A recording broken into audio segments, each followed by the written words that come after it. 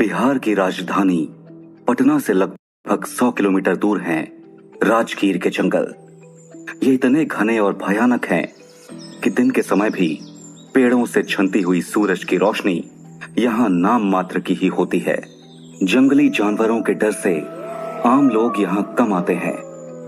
इस जगह से सिर्फ 15 मिनट के रास्ते पर उस नालंदा यूनिवर्सिटी के अवशेष हैं, जो इस दुनिया की पहली रेजिडेंशियल यूनिवर्सिटी थी, जो अपने वक्त में वैदिक भारत में हायर एजुकेशन के लिए सबसे खास यूनिवर्सिटी थी।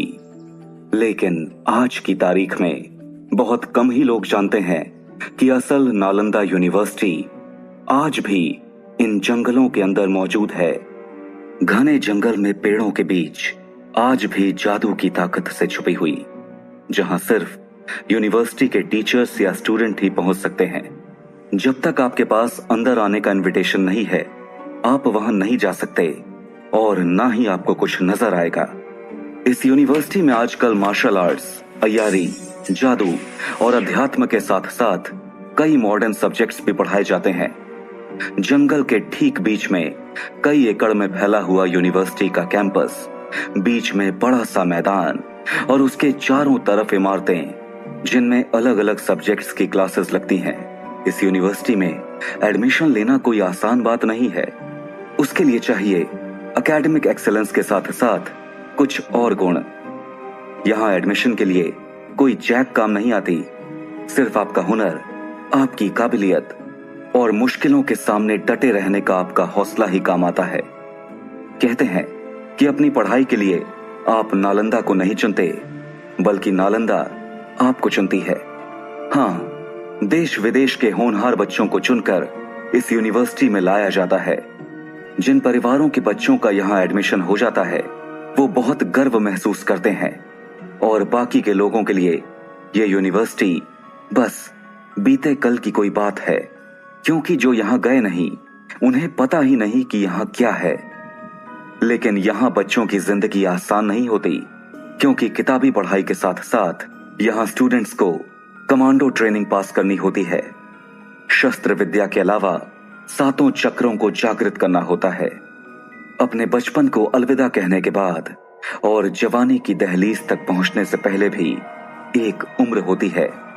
इस उम्र में आंखों में बहुत से सपने होते हैं, दिल में कुछ कर गुजरने का जज्बा होता है। कुछ लोग इस उम्र में बहुत सीरियस हो जाते हैं, वहीं कुछ ऐसे होते हैं जो अलमस्त, अल्हड़, मौज में दिन काटते रहते हैं। फर्स्ट ईयर की क्लास अलग अलग स्टूडेंट्स का मिक्स होती है।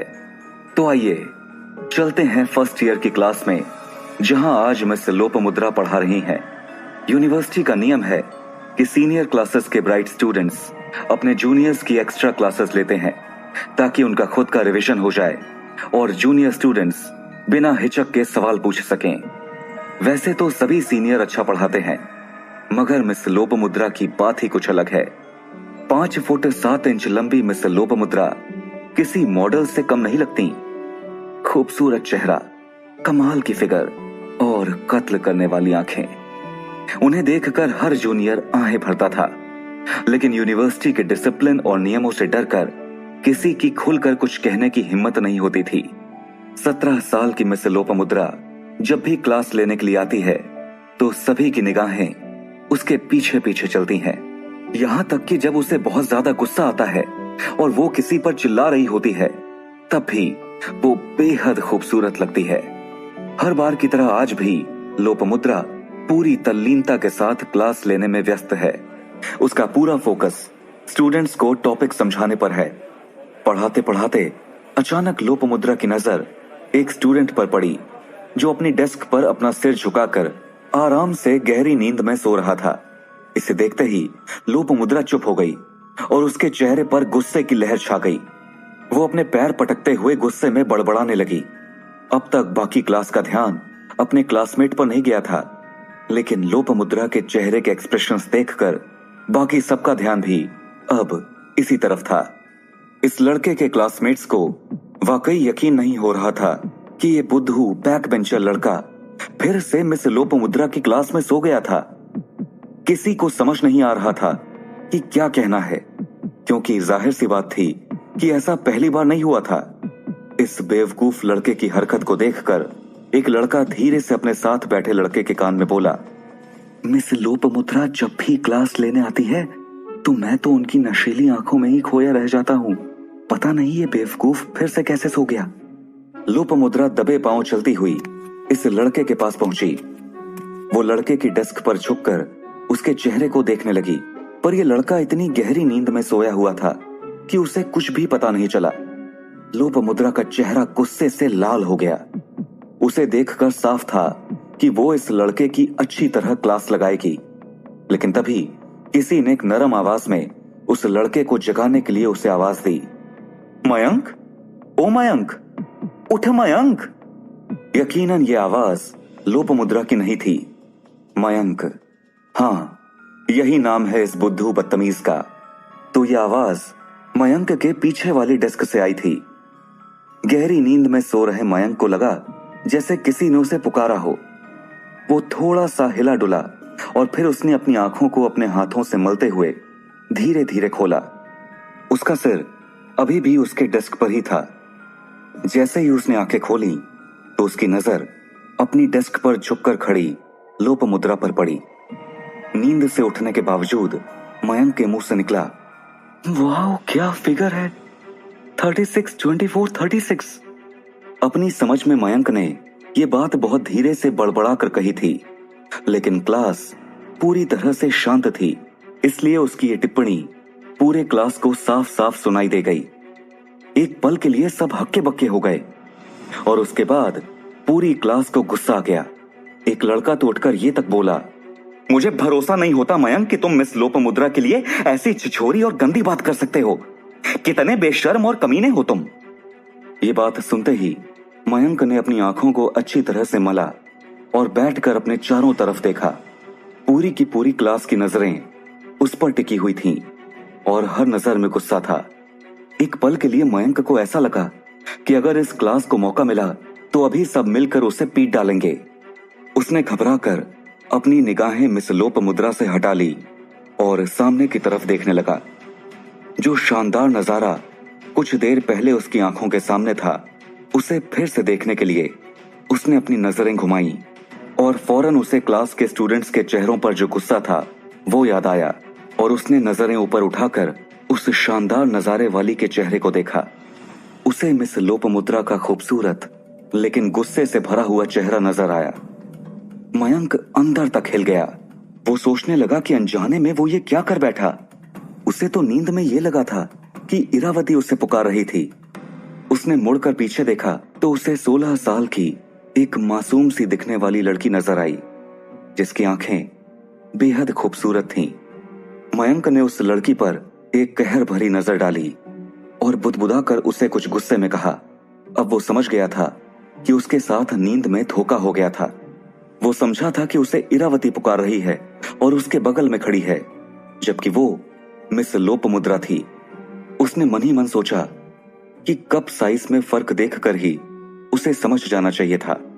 अपनी सोच से उसके चेहरे पर एक मुस्कुराहट आ गई, लेकिन ऊपर ऊपर से उसने मिस लोपामुद्रा का गुस्सा शांत करने के लिए उन्हें समझाने के लिए कहा,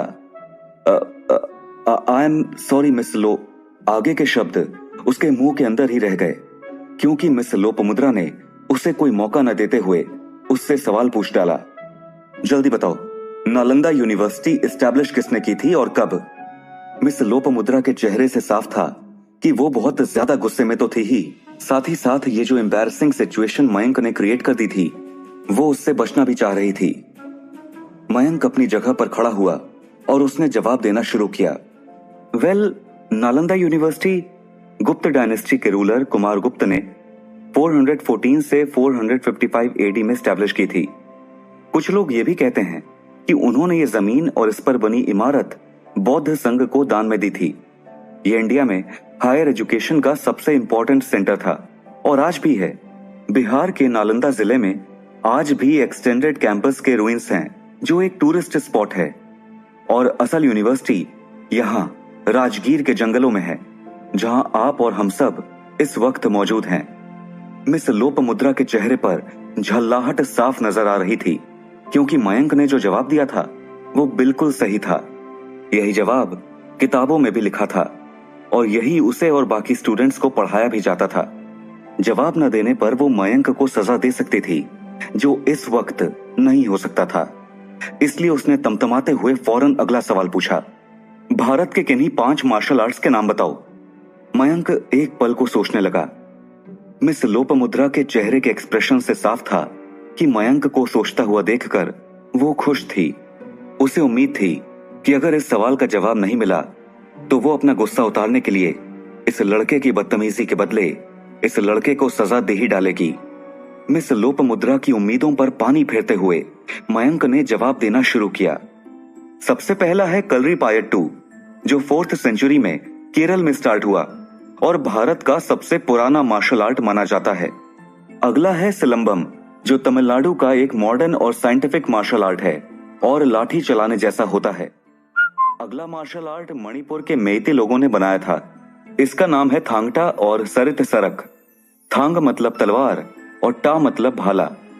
अगला नाम है थोड़ा। ये मार्शल आर्ट हिमाचल प्रदेश से शुरू हुआ और इसमें लकड़ी के धनुष और तीर का इस्तेमाल किया जाता है। और नेक्स्ट इन लाइन है पंजाब का गतका। इस आर्ट में कृपाण, तलवार और कतार आदि की तरह के हथियारों का यूज किया जाता है। पूरी क्लास ध्यान से मयंक के जवाब सुन रही थी। मिस लोपामुद्रा को इस बुद्धू लड़के से जवाबों की उम्मीद नहीं थी और वो इम्प्रेस्ड थी, लेकिन उसने अपने चेहरे पर कोई एक्सप्रेशन न लाते हुए अगला सवाल पूछा, फीनिक्स बर्ड के बारे में क्या जानते हो?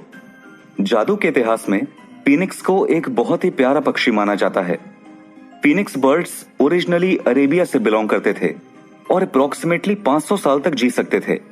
बूढ़े होने पर मरने के लिए ये खुद ही सूखे पत्ते और छोटी टहनियां इकट्ठी कर लेते थे और अपने पंखों की हवा से उसमें आग लगाकर खुद ही अपना अंतिम संस्कार कर लिया करते थे। इस तरह ये पक्षी आग में जलकर मर जाया करते थे। मिस लोपामुद्रा के साथ पूरी क्लास हैरान थी। क्लास में सोते रहने वाला ये नालायक सारे जवाब कैसे जानता था? मयंक के चेहरे पर एक शिकन तक नहीं थी। क्या मिस लोपामुद्रा और मयंक की यह बहस यहीं खत्म हो जाएगी या इसका रिजल्ट होगा कुछ ऐसा जो कोई सोच भी ना सकता हो? ये जानने के लिए सुनिए महाबली मयंक का episode 2 only on pocket FM।